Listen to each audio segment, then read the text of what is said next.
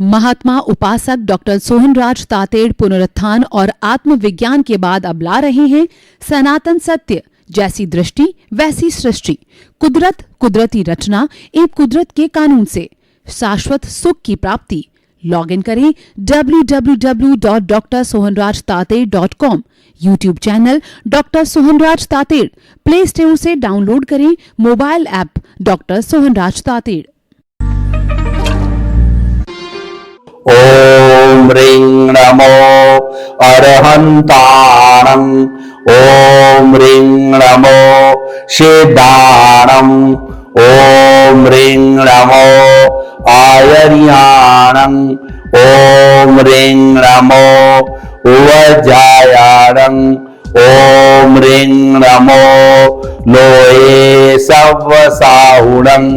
ऐसो पंच नमोकारो सव पावपणासनो मंगलाणं च सव्वेसिं पडमं हवै मंगलं, पडमं हवै मंगलम्। ओम नमो भगवते वासुदेवाय, ओम नमः शिवाय। जय सच्चिदानंद। भाइयों और बहनों, मातृशक्ति को नमन। आज का हमारा अति उत्तम विषय सामुदायिक जीवन शैली। देखिए, सामुदायिक का अर्थ होता है कि सामूहिक रूप से जीवन जीना, शांतिपूर्ण सहवास करना, हरेक के अस्तित्व को स्वीकार करना। अगर मैं किसी के अस्तित्व को नकारता हूं, इसका अर्थ यह है कि मैं अपने आप के अस्तित्व को नकारता हूं, क्योंकि कुदरत ने हर प्राणी को अपना अपना अस्तित्व दिया है।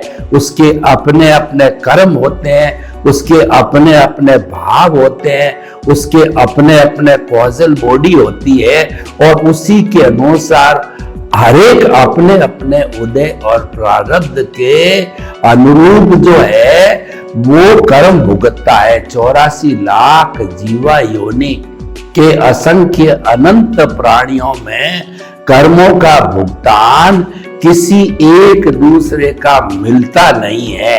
जैसे कि एक माँ के 2 जुड़वा बच्चे होते हैं और वो 1 मिनट या 5 मिनट के अंतराल से जन्म लेते हैं, और उनका चेहरा, उनके बॉडी फीचर्स सेम होते हैं, फिर भी उनके कर्म अलग अलग होते हैं। एक सन्यासी बन जाता है, एक डाकू बन जाता है। मैं आपको ये उदाहरण देना चाहता हूं कि एक जो फीमेल तोता था, उसके 2 बच्चे थे, तो दोनों बच्चों को वो उड़ा उड़ा करके अभ्यास करा रही थी। लेकिन जब वो अभ्यास में पारंगत हो गए तो दोनों तोते जो है वो उड़ करके कहीं चले गए। तो उसमें से एक तोता एक सन्यासी के पास चला गया, तो उस सन्यासी ने उसको एक अच्छे पिंजरे के अंदर बंद कर दिया और उसको ट्रेनिंग देनी चालू कर दी। बोल तोता, राम राम, स्वागतम, शुभ शुभ, धन्यवाद, स्वागतम, आइए आइए, आपका स्वागत है। ऐसे मधुर मधुर उनको बोलना सिखाया। और दूसरा जो तोता था वह किसी डाकू के पास चला गया। डाकू ने भी उसको जो है एक पिंजरे में बंद किया और उसको ट्रेनिंग देना चालू किया कि मारो, काटो, धमकाओ और इसको जो है लूट लो, खसोट लो। इस तरीके से वो सिखाने लग गया, क्योंकि डाकुओं के पास यही ट्रेनिंग होती है। देखिए, एक माँ के 2 तोते और उनको अलग अलग एनवायरमेंट मिला, अलग अलग संस्कार मिला, और वो अलग अलग तरह के बन गए, क्योंकि दोनों के कर्म अलग अलग थे।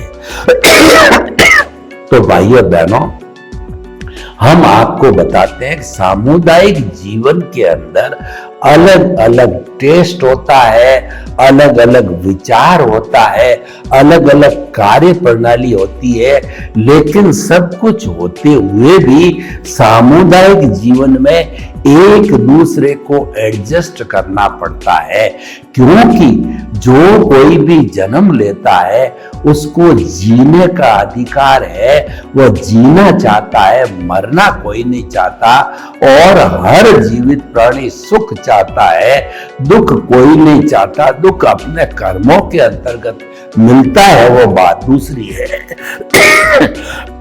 तो भाई और बहनों, सामुदायिक जीवन शैली जो है सबसे पहले हमारे परिवार से चालू होती है। बच्चा जब जन्म लेता है तो जन्म लेते ही उसको माँ बाप मिलते हैं, भाई बहन मिलते हैं, वह बड़ा होता है उस एनवायरनमेंट में, और माँ बच्चे की प्रथम पाठशाला है।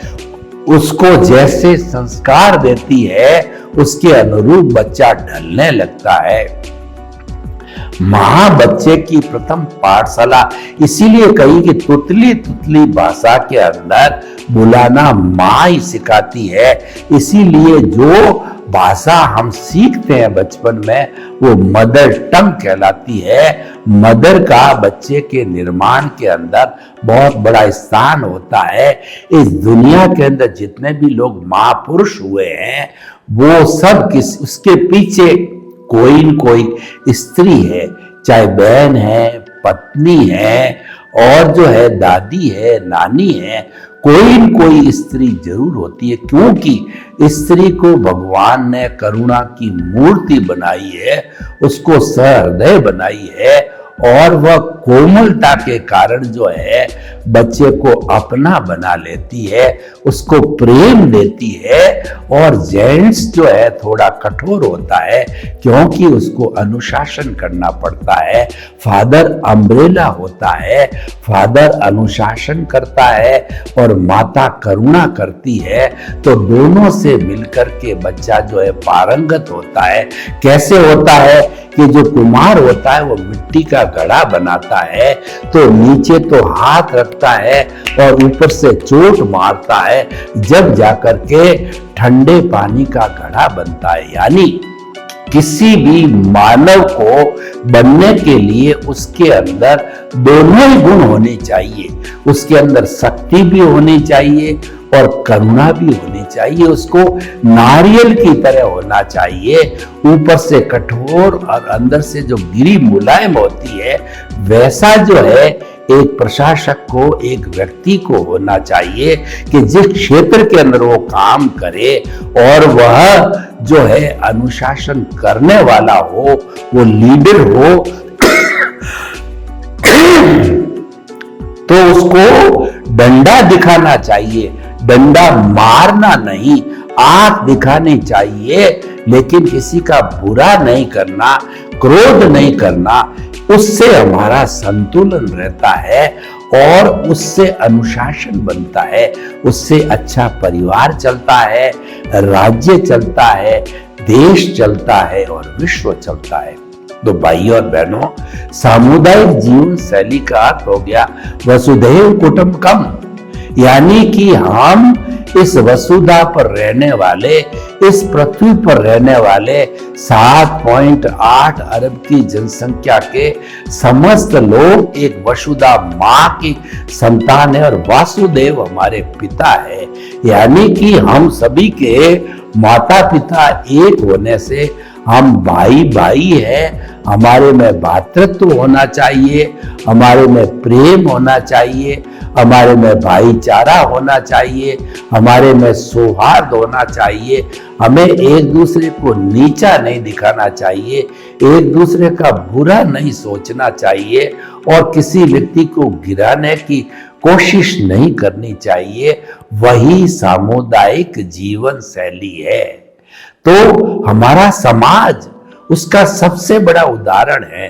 देखिए, एक समाज में 36 कौम के लोग रहते हैं, जिसके अंदर हर एक का अलग अलग जो है वो कहना चाहिए पारिवारिक संस्कार होते हैं, हर एक की अलग अलग आइडियोलॉजी होती है, हर एक का अलग अलग धर्म होता है, हर एक की अलग अलग उपासना विधि होती है, लेकिन विविधता के होते हुए भी समाज की जहां बात आती है वह समाज एक हो जाता है। समाज का उदाहरण देखिए, राष्ट्र, भारत राष्ट्र झंडे के लिए जो है हम अपनी जान गंवाने को तैयार रहते हैं। हमारे सरहद पर जो है वो लड़ने वाले हमारे भाई लोग, तो वहां पर जो है वो इतना जो है वो परिश्रम करते हैं और इतनी देखभाल करते हैं, उनकी जान चली जाती है लेकिन वो घुसपैठिए को भीतर नहीं आने देते हैं, जान पर खेल कर भी वो हमारी सुरक्षा करते हैं। तो भाइयों और बहनों, ये सामुदायिक जीवन शैली है। एक राष्ट्र के अंदर कितने धर्म होते हैं, कितनी जातियां होती है, कितने रिचुअल्स होते हैं और कितनी हर एक की सोच अलग अलग होती है, क्योंकि मुंडे मुंडे मतिर भिन्ना, जितने लोग होते हैं उतने विचार होते हैं, आइडियोलॉजी होती है, लेकिन इन सब के होते हुए भी भारत के लिए कहा जाता है कि विविधता में एकता है, यूनिटी अमॉन्ग डाइवर्सिटी भारत के लिए कही जाती है। और इसके उदाहरण समय समय पे हमको मिलते हैं कि लाल बहादुर शास्त्री प्रधानमंत्री थे, उस समय हमारे भारत पर चीन और पाकिस्तान के जो हमले हुए तो उससे जो है हमारी काफी जन और धन की हानि भी हुई और देश के अंदर थोड़ी कहना चाहिए कि अर्थव्यवस्था भी गड़बड़ होने लगी, अनाज भी जो कमी होने लगी। तो उन्होंने जो है वो एक जो है लोगों के सामने अपील जारी करी कि अभी इमरजेंसी है, अभी कष्ट का समय है, अभी अर्थ की आवश्यकता है। तो लोगों ने सैकड़ों टन सोना कहिए, धन कहिए, दौलत कहिए, उनको अर्पित कर दी। दूसरा, अनाज की कमी आई तो उन्होंने स्वयं ने सोमवार को व्रत रखा और सबको सलाह दी, चैरिटी बिगिंस फ्रॉम होम। सबसे पहले खुद समर्पित होता है। जब लोग समर्पित होते हैं तो उनके समर्पण से पूरे राष्ट्र ने सोमवार को उपवास रखना चालू किया, तो उससे हमारा बहुत बड़ा भोजन, फूड ग्रेन बचा और सबका गुजारा हो गया। ये सामुदायिक जीवन शैली है। तो हमारा परिवार, हमारा समाज, हमारा प्रांत, हमारा राष्ट्र और अंतिम में हमारा विश्व जो है वह सामुदायिक जीवन शैली के उदाहरण है। तो इस सामुदायिक जीवन शैली को जीने के लिए क्या सूत्र होने चाहिए वो हम आपको बताना चाहते हैं कि सबसे पहला सूत्र है कि सामुदायिक जीवन शैली के अंदर किसी के अस्तित्व को नकारो मत। जितने भी लोग हैं उनके भीतर जो है शुद्ध आत्मा परमात्मा के दर्शन करो, यानी सबके भीतर में वही एक सी आत्मा है जो आप में है, मेरे में है, और जो राम में है, कृष्ण में है, चूहे में है, गाय में है, भैंस में है और बिल्ली के अंदर है। जब आत्मतुलावत जीवन यापन करते हैं, किसी के अस्तित्व को नहीं नकारते हैं और सबके भीतर जो है एक ही प्रभु का अस्तित्व फील करते हैं, तो फिर हमारी सामुदायिक जीवन शैली अपने आप बन जाती है। दूसरा सूत्र है कि हमें किसी का तिरस्कार नहीं करना चाहिए। देखिए, अपने अपने कर्मों के अधीन कोई व्यक्ति रिच है, कोई पुअर है, कोई जो है अधिक दिमाग वाला है, कोई कम दिमाग वाला है, कोई सही शरीर वाला है, कोई हैंडीकैप है और किसी के पास रोजगार है, किसी के पास नहीं है। कर्मों के अधीन अलग अलग तरह के लोग होते हैं, तो किसी व्यक्ति को अपमानित नहीं करना चाहिए, क्योंकि उसकी जो स्थिति बनी है वो उसके कर्मों के अधीन है। तो हम कौन होते हैं किसी के प्रति अभिप्राय और ओपिनियन देने वाले? हमको कोई अधिकार नहीं है। तो किसी भी व्यक्ति के प्रति अभिप्राय और ओपिनियन हमें अच्छा या बुरा, अच्छा दो तो बढ़िया बात है, वो तो प्रमोद की भावना है, लेकिन बुरा किसी के प्रति अभिप्राय और ओपिनियन नहीं देनी चाहिए। ऐसा करते हैं तो समाज के अंदर सबका निभाव होता है। दूसरा जो है, हमारे समाज के अंदर गरीब और अमीर की खाई बढ़ रही है। तो इसका संतुलन करने के लिए जो लोग कुबेरपति है, उन कुबेरपति लोगों को समझना चाहिए कि मेरे परिवार के भरण पोषण के जो बाद भी अतिरिक्त धन है मेरे देश के लोगों के लिए काम आना चाहिए। तो उनको जो है उसको डोनेट करना चाहिए, चैरिटेबल संस्था बना करके जो अभावग्रस्त भाई है उनको रोटी, कपड़ा, मकान, शिक्षा, चिकित्सा जो बेसिक सुविधाएं हैं वो मुहैया करानी चाहिए। हालांकि यह कार्य सरकार का है और सरकार तो अपने अनुसार सब कराती है, लेकिन फिर भी हमारे एनजीओ है, समाज के जो लोग हैं और सामाजिक संस्थाएं हैं, उनको ये अवश्य ही देखना चाहिए। उससे जो है हमारा सामुदायिक जीवन अच्छा बनता है, शैली अच्छी बनती है।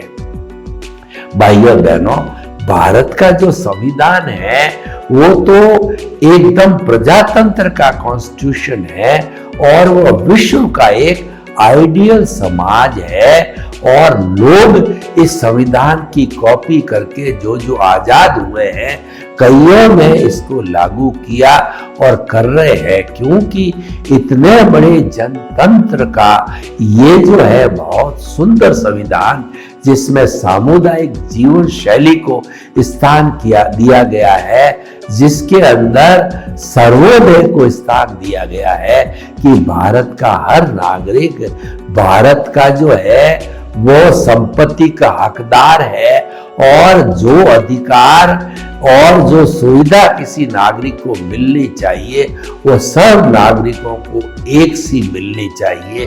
तो इसीलिए आगे बढ़ने का अधिकार जो है समानता के साथ में हमारी सरकारें लोगों को मुहैया कराती है। उसके अंदर जाति, वर्ण और जो है भाषा और गरीब अमीर का कोई भेद नहीं होता है। सबको एक जैसी जो है सुविधा प्रदान की जाती है। आगे बढ़ने का एक जैसा चांस सबको मिलता है। उसके अंदर गरीब अमीर का कोई प्रश्न नहीं होता है। तो भाइयों और बहनों, हम आपको बताना चाहते हैं सामुदायिक जीवन शैली का जीवन जीना चाहिए। ये तो हमने बाहरी जगत की बात करी, एक हर मानव के भीतर जो है वो जो एक भीतरी जगत भी है। तो उस जगत में भी सामुदायिक रूप से जीवन जीने का अभ्यास करना चाहिए। तो वो अभ्यास कैसे होगा कि हमारा दृष्टि विज्ञान का पालन करना चाहिए। कुदरती रचना और कुदरत के कानून से शाश्वत सुख की प्राप्ति का जो है ये हमारा सिद्धांत है। और हम जो कहते हैं कि दृष्टि बदलो, सृष्टि नहीं बदलनी है। यानी अगर प्रोग्रेस करनी है, अच्छा बनना है, तो दृष्टि बदलने का अर्थ यह है कि आपकी रॉन्ग बिलीफ, आपकी गलत मान्यताएं हैं, उसको सही मान्यता के अंदर बदलो। कुछ जो है मोह के वशीभूत, लोभ के वशीभूत, कर्मों के वशीभूत जो है हम गलत मान्यताएं बना देते हैं। पर हमारी मान्यताएं यूनिवर्सल होनी चाहिए, सनातन सत्य पर आधारित होने चाहिए, क्योंकि सनातन सत्य सिद्धांत पर आधारित है, कभी बदलता नहीं है, भूत भविष्य वर्तमान में सदा एक सा रहता है। वह सनातन सत्य क्या है कि मन वचन काया से मुक्त, ऐसा मैं शुद्ध आत्मा हूं। शुद्ध आत्मा सनातन है और मन वचन काया है, ये अवस्था आधारित है। इसकी अवस्था बदलती रहती है, क्योंकि ये भुगतान है, परिणाम है, ये डेबिट है, क्रेडिट है, ये अज्ञान है, ये रिलेटिव सत्य है। इसमें लेना है, देना है, पाना है, खोना है। लेकिन सनातन सत्य के अंदर अध्यात्म और मुक्ति के मार्ग में कुछ कुछ जो है खोना पाना नहीं है, वहां तो स्वरूप की प्राप्ति करना है। अपने स्वरूप में लीन होना, अपने स्वरूप की प्राप्ति करने का अर्थ यह है कि हमने जो है शाश्वत सुख की नींव लगाई, शाश्वत सुख को पाया। और जब ये संपूर्ण रूप से शाश्वत सुख पा लिया जाता है, यानी हमको केवल दर्शन, केवल ज्ञान होता है, तो स्नेह स्नेह जो है केवल ज्ञान वाली प्राप्ति के जन्म में ही हम सिद्ध बुद्ध और मुक्त बन जाते हैं, शाश्वत सुख को प्राप्त कर लेते हैं। और फिर ये 84 लाख के चक्कर के अंदर कभी नहीं आते हैं, जो कि दुख का कारण होता है। तो भाइयों और बहनों, हमारे जीवन का लक्ष्य सनातन सत्य के अनुसार शाश्वत सुख की नींव लगाना है। इसीलिए हमने ये कार्यक्रम प्रारंभ किया है, और इसके जरिए जो है हम आपका जो दृष्टि विज्ञान, उसका जो आपके केंद्र के अंदर आत्मा को विराजमान करते हैं, शुद्ध भावों के साथ उसकी प्राण प्रतिष्ठा करते हैं, वही आपका भगवान बन जाता है, वही ईश्वर बन जाता है। और उसके निर्देश से जो है अब आगे आप पालना करो। यानी कि पहले हमारे केंद्र में देहाध्यास था, तो हम जो है हर बार जन्म लेते रहते थे, सुख दुख की अनुभूति करते थे। लेकिन अब हमारे केंद्र में आत्मा आ गई है, शुद्ध परमात्मा स्वरूप आ गया है, तो आत्मा के खाने में रहना, उसका अर्थ ये हो गया कि हम शाश्वत सुख की नींव लगा करके शाश्वत सुख को प्राप्त कर लेंगे। हम जितने जितने शुद्ध आत्मा के करीब रहेंगे, उतना उतना हमारा ज्ञान दर्शन का डेवलपमेंट होता रहेगा, जिसको हम सम्यक ज्ञान, सम्यक दर्शन कहते हैं। और ये आत्मा का हमारा लक्षण है, और देहाध्यास का लक्षण है अज्ञान। ज्ञानावर्णीय कर्म, दर्शनावर्णीय कर्म, मोहनीय कर्म और अंतराय, और दूसरे शब्दों में मिथ्या ज्ञान, मिथ्या दर्शन और मोहनीय कर्म, ये अज्ञान है। अज्ञान जितना जितना सघन होता है, उतना हमारा भव भवांतर संसार बढ़ता है। और सम्यक ज्ञान, सम्यक दर्शन जितना सघन यानी डेवलपमेंट होता है, उतना उतना हम शाश्वत सुख के करीब, ब्लिस के करीब, मुक्ति के करीब जाते हैं। तो भाइयों और बहनों, हम आपको बतलाना चाहते हैं कि हम अपने स्वरूप में रहें और अपने अस्तित्व की खोज करते रहे, तो ये हरेक का सामुदायिक जीवन हो जाता है। ऐसा व्यक्ति कहीं पर भी एडजस्ट हो जाता है। सामुदायिक जीवन शैली के व्यवहार जगत के हम आपको 5 सूत्र और देते हैं। वो ये है कि पहला जो है हमारा जो है वो पहला सूत्र जगत निर्दोष, यानी आप खुद के दोष देखो, दुनिया के लोगों के दोष मत देखो, क्योंकि दुनिया में कोई दोषी होता ही नहीं है। सारा दोष आपके कर्मों का है। इसी कारण उसके भुगतान के लिए कुदरत किसी व्यक्ति को आपके पास में लेन देन के लिए और जो है लेना देने के लिए भेजती है। तो जो है वो जगत निर्दोष। दूसरा, टकराव टालिए, यानी एक दूसरे का टिट बिट नहीं करना, एक दूसरे की क्रिया की प्रतिक्रिया नहीं करना। ऐसा करने से टसल बढ़ती है, झगड़ा बढ़ता है और बड़े बड़े कार्रवाई पुलिस की और कोर्ट की हो जाती है। तीसरा जो है वो है कि एडजस्ट एवरीवेयर, हमारे को सामुदायिक जीवन शैली का पालन करने के लिए हमारी जैसी भी परिस्थितियां होती परिवार में, कभी भोजन कम मिला, कभी ज्यादा मिला, कभी अच्छा मिला, कभी मीडियम मिला, और कभी सर्दी मिली, कभी गर्मी मिली, हर परिस्थिति में हमको एडजस्ट करना चाहिए। और चौथा है भुगते उसकी भूल। इसका अर्थ युवा के मैं अगर कोई भी कष्ट भुगत रहा हूं तो भूल मेरी है, कोई भुगता रहा है उसकी भूल नहीं है, क्योंकि उसको तो कुदरत ने जो है मेरा सुख दुख भुगताने के लिए, मेरा हिसाब क्लियर करने के लिए भेजा है, एनओसी के लिए भेजा है, तो वह तो उसके प्रति तो आप जो है वो कृतज्ञता का भाव रखो कि वो आपके कर्मों को खपाने के लिए, एनओसी देने के लिए, आपको मुक्ति भिजवाने के लिए आया हुआ है। और हुआ सो न्याय, कुदरत हमेशा न्याय करती है। सर्वे भवन्तु सुखिनः, सर्वे सन्तु निरामया। लोग के जीवन को सुख मिले, शांति मिले, आनंद मिले, प्रेम मिले और सौहार्द मिले। सभी हम हिलमिल करके सामुदायिक जीवन शैली का पालन करें। आपके प्रति सद्भावना। ओम शांति। महात्मा उपासक डॉक्टर सोहनराज तातेड़ पुनरुत्थान और आत्मविज्ञान के बाद अब ला रहे हैं सनातन सत्य, जैसी दृष्टि वैसी सृष्टि, कुदरत, कुदरती रचना एवं कुदरत के कानून से शाश्वत सुख की प्राप्ति। लॉग इन करें www.drsohanrajtated.com, YouTube channel doctor Sohanraj Tated, play store से डाउनलोड करें mobile app doctor Sohanraj Tated.